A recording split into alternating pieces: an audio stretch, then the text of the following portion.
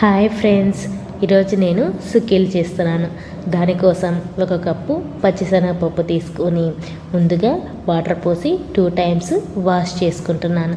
ఇలాగా వాష్ చేసిన పప్పులో వాటర్ పోసి 2 అవర్స్ సోక్ చేసుకోవాలి. ఇలాగా సోకిన పప్పులో పప్పును మునిగేంత వరకు వాటర్ పోసేసి లిడ్ క్లోజ్ చేసి కుక్కర్లో 3 విజిల్స్ వచ్చేంత వరకు కుక్ చేసుకున్నాను. ప్రెషర్ పోయాక లిడ్ ఓపెన్ చేసి చూస్తే పప్పు మెత్తగా ఉడికిపోయింది.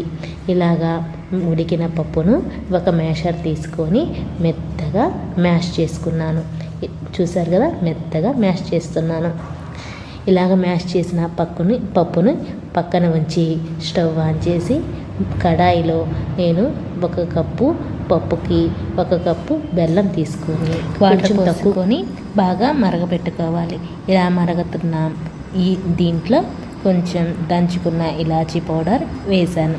ఇలాగా కలుపుకోవాలి. తర్వాత మనం ముందుగా మ్యాష్ చేసుకున్న పప్పును కూడా దీంట్లో వేసుకోవాలి.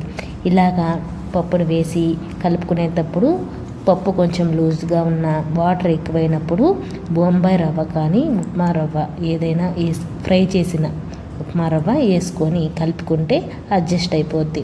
ఇప్పుడు కొబ్బరి పొడి కూడా వేసుకొని కలుపుకొని ఇప్పుడు ఇలాగ ప్యాన్కి సపరేట్ అయ్యేటప్పుడు ఫ్లేమ్ని ఆఫ్ చేసుకోవాలి.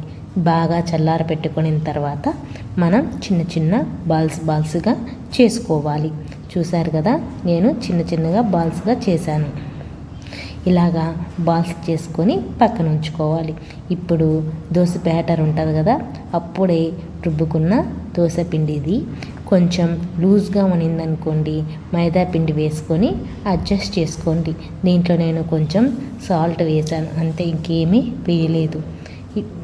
ఇప్పుడు మనము పొంగనాలు చేసుకుంటాం కదా, పులిబొంగరాలు, ఆ ప్యాన్ని తీసుకొని స్టవ్ మీద పెట్టి ఫ్లేమ్ని లోలో ఉంచి ఆయిల్ కానీ గీ కానీ ఏదో ఒకటి కొంచెంగా ఈ హోల్స్లో వేసుకోవాలి. ఇలాగా పూర్తిగా అన్ని హోల్స్లో వేసుకోవాలి. ఇలా వేసుకున్న తర్వాత మన బ్యాటర్ ఉంటుంది కదా, దాన్ని తీసుకొని ప్రతి హోల్లో కొంచెంగా వేసుకోవాలి.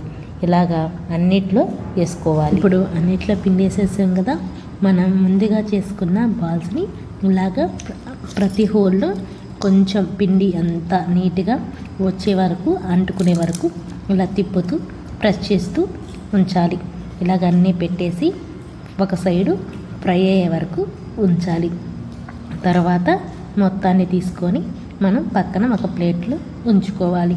ఇప్పుడు మళ్ళీ ఈ దోశ బ్యాటర్ని కొంచెంగా వేస్తూ మనం తీసి పెట్టాం కదా ముందే, వీటిని రివర్స్లో పెట్టి కొంచెం ప్రెస్ చేస్తూ రౌండ్గా అంటే అది నీట్గా పిండి అంటుకుంటుంది దానికి. ఇలాగా మొత్తం ఒక్కోదాన్ని కొంచెం వేసుకుంటూ ఒక్కదాన్ని పెట్టుకుంటూ నీట్గా ఇలాగ అనుకుంటూ ఉంచుకోవాలి. ఇప్పుడు దీనిపైన ఆయిల్ కానీ గీ కానీ వేసుకొని మళ్ళీ ఫ్రై చేసుకోవచ్చు. నేను ఏమీ వేయలేదు, అందుకే ఈ సుకీలు కొంచెం తెల్లగా ఉన్నాయి. కొంచెం ఆయిల్ కానీ గీ కానీ వేస్తే కొంచెం బ్రౌనిష్గా వస్తాయి, కొంచెం డ్రైగా అంటే కరకరలాడుతూ వస్తాయి. ఇప్పుడు ఇలాగా అన్నీ తీసేసుకొని ఫ్లేమ్ ఆఫ్ చేస్తే మన డిఫరెంట్ కానీ సుకీలు రెడీ. ఇలాగా చేసి మీరు కూడా ఎలాగొచ్చాయో నాకు కామెంట్ బాక్స్లో చెప్పండి. ఈ వీడియో నచ్చితే షేర్ చేసి లైక్ చేసి సబ్స్క్రైబ్ చేసుకోండి. ఎంతో టేస్టీ అండ్ హెల్దీ సుకీలు మీకోసం. Thank you and bye.